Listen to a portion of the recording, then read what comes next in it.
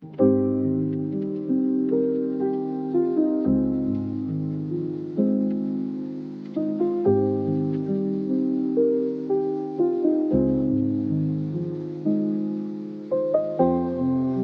Friends, welcome to my channel.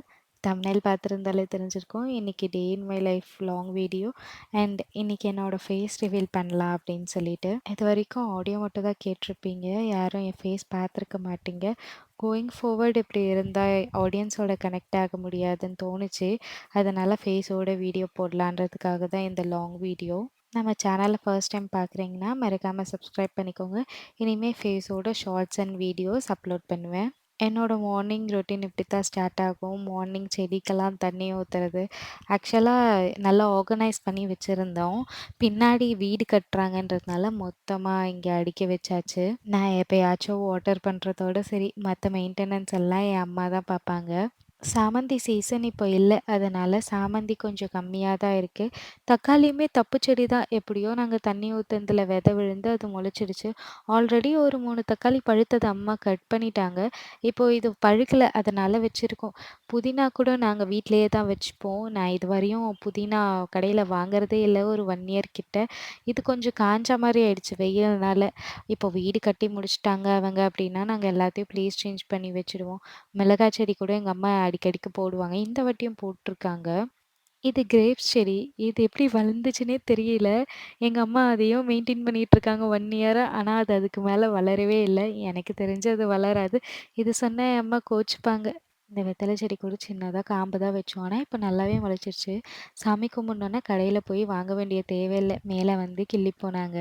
பக்கத்தில் வீடு கட்டுறதுனால ரொம்ப நேரம் வீடியோ எடுக்க முடியல. எடுக்கும்போதே ஒரு மாதிரி பார்த்துட்ருந்தாங்க.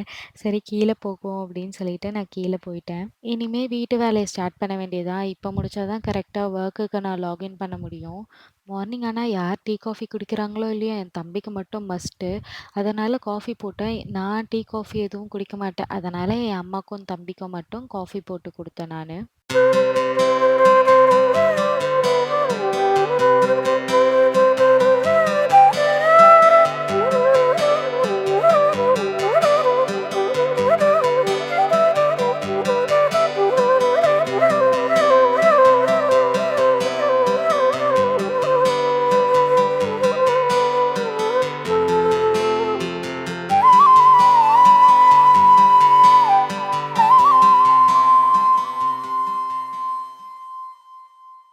டிஃபனுக்கு ஏதாவது பண்ணலான்னு கிச்சன் பக்கம் வந்தேன். அம்மா சொன்னாங்க நான் அடைக்கு ஊற வச்சுருந்தேன் அப்படின்னு சொல்லிட்டு. இருந்த பருப்பெல்லாம் போட்டு அரிசி போட்டு அம்மா அடைக்கு ஊற வச்சுருந்தாங்க. சரி அது ஊறுற கேப்பில் நான் போயிட்டு ஃப்ரெஷ்அப் ஆகிட்டு வரலாம் அப்படின்னு சொல்லிட்டு நான் போயிட்டேன். மேக்ஸிமம் டேஸ் என் அம்மா எதுவும் செய்யலை அப்படின்னா நான் மார்னிங் எழுதி ஏதாவது டிஃபன் பண்ணிவிடுவேன். அதுக்கப்புறமா எல்லாரும் ஒன்றா உட்காந்து சாப்பிட்டுட்டு எல்லாரும் அவங்கவுங்க வேலையை பார்க்க ஸ்டார்ட் பண்ணிவிடுவோம். ஃபைனலி ஃபேஸ் ரிவீல் பண்ணியாச்சு. எனக்கு ரொம்ப ஹெசிடென்ட்டாக இருந்துட்டு ஃபேஸ் காட்டுறதுக்கு. ஆனால் என் தம்பி, அம்மா சொல்லிகிட்டே இருப்பாங்க, "ஃபேஸ் காட்டலன்னா நீன்னு எப்படி தெரியும்?" அப்படின்னு சொல்லிட்டு. அண்ட் என் தம்பி தான் ரொம்ப மோட்டிவேட் பண்ணான். அதெல்லாம் யாரும் எதுவும் சொல்ல மாட்டாங்க, பேட் கமெண்ட்ஸ்லாம் போட மாட்டாங்க அப்படின்னு சொல்லிட்டு. அதனால தான் நான் வந்து தைரியமாக இப்போது ஃபேஸ் காட்டி வீடியோவே போடுறேன். And coming to the point, morning எழுந்து ஃப்ரெஷ்அப் ஆனதுமே நான் சீரம் அப்ளை பண்ணிப்பேன். நான் இப்போ அப்ளை பண்ணுற சீரம் என்னோட ஆக்னீஸ் அண்ட் டார்க் ஸ்பாட்ஸ் போகிறதுக்காக. கொஞ்ச நாளாக எனக்கு டார்க் ஸ்பாட்ஸ் அண்ட் ஆக்னஸ் அதிகமாக இருக்குது. அதனால நான் அதை அப்ளை பண்ணிகிட்ருக்கேன்.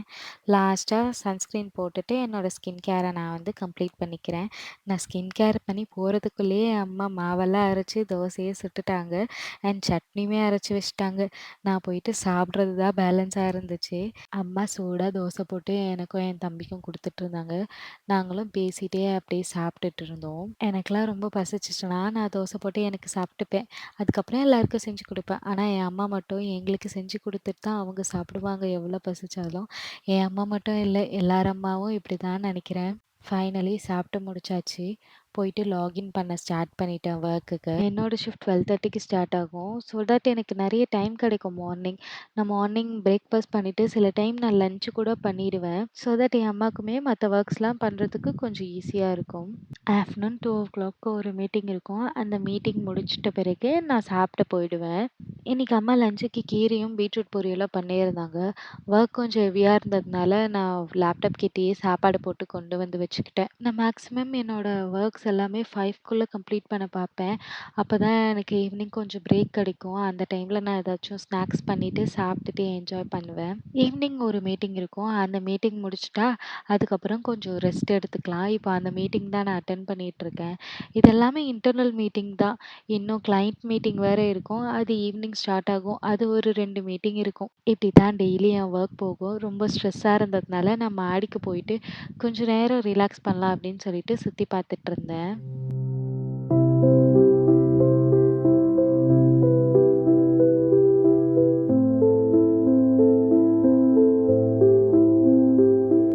ரொம்ப நேரம் ஒரே பிளேஸ்ல இருக்கிறதுனால ஒரு மாரியா இருந்துச்சு.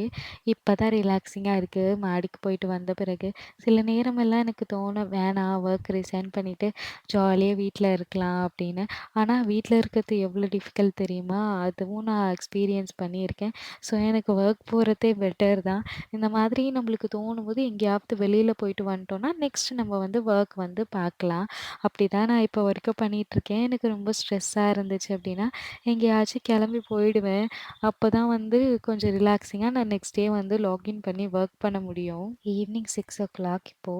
அதனால தான் நல்லா ஃபேஸ் வாஷ் பண்ணிட்டு தலையெல்லாம் வாரி கட்டிக்கிட்டேன். இப்போ போய் விளக்கேத்திட்டு சாமி கும்பிட போறேன்.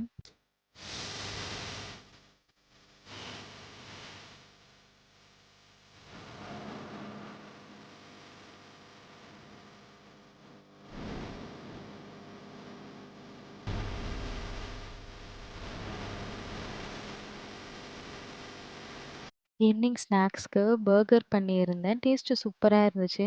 நான் இதுக்கு ஷார்ட்ஸ் வீடியோவும் எடுத்தேன். ஆனா என்ன கிளாரிட்டி சரியா இல்ல. அதனால என்னால அப்லோட் பண்ண முடியாது.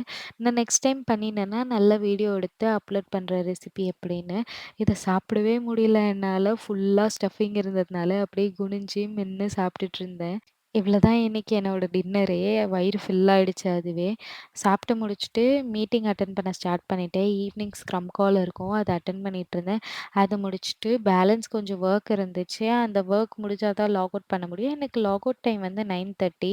ஸோ நான் அதுக்குள்ளேயே எல்லா ஒர்க்கும் முடிச்சுட்டு லாக் அவுட்டும் பண்ணிட்டேன். இதுக்கப்புறம் ஏதாச்சும் பேலன்ஸ் ஒர்க் இருந்துச்சு அப்படின்னா, அம்மாக்கு போய் ஹெல்ப் பண்ணுவேன். அத முடிச்சுட்டு video editing, voice over, video uploading எல்லாமே நான் இந்த டைம்ல தான் பண்ணுவேன். இத முடிச்சுட்டு கொஞ்ச நேரம் ரிலாக்ஸா ரீல்ஸ் பார்ப்பேன். அதுக்கப்புறம் கொஞ்ச நேரம் கேமும் விளையாடுவேன். என் அண்ணா, தம்பி எல்லா கூடயும் சேர்ந்து இந்த கேம் விளையாட ஸ்டார்ட் பண்ணேன். கேட்க சில்லியா தான் இருக்கும். ஆனா இதுதான் நான் 6 to 7 இயர்ஸா டெய்லி பண்ணிட்டுருக்கேன். அவ்வளோதான். இதான் என்னோட டெய்லி ரொட்டீன். டெய்லி இப்படி தான் என்னோட டே போகும். நம்ம சேனல ஃபர்ஸ்ட் டைம் பார்க்குறவங்க, இதுவரையும் சப்ஸ்கிரைப் பண்ணாதவங்க, சேனல ஃபாலோ பண்ணிட்டு சப்ஸ்கிரைப் பண்ணிக்கோங்க. இனிமே ஃபேஸோட ஷார்ட்ஸ் அண்ட் வீடியோஸ் அப்லோட் பண்றேன். Thanks for watching. Bye bye. See you on next video.